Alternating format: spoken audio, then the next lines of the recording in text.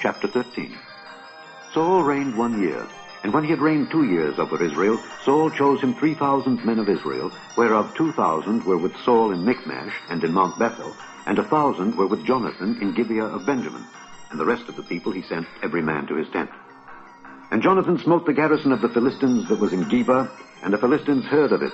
And Saul blew the trumpet throughout all the land, saying, Let the Hebrews hear! And all Israel heard say that Saul had smitten a garrison of the Philistines, and that Israel also was had an abomination with the Philistines. And the people were called together after Saul to Gilgal.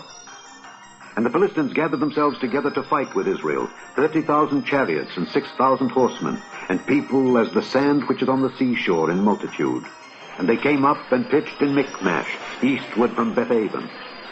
When the men of Israel saw that they were in a strait, for the people were distressed, then the people did hide themselves in caves and in thickets, and in rocks and in high places, and in pits.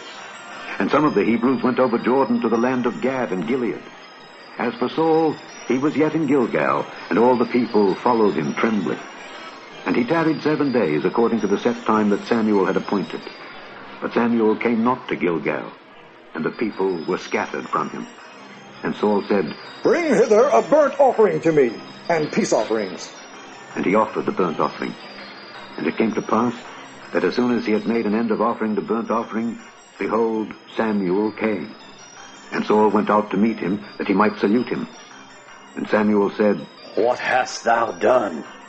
And Saul said, Because I saw that the people were scattered from me, and that thou camest not within the days appointed, and that the Philistines gathered themselves together at Michmash, therefore, said I, the Philistines will come down now upon me to Gilgal, and I have not made supplication unto the Lord. I forced myself, therefore, and offered a burnt offering.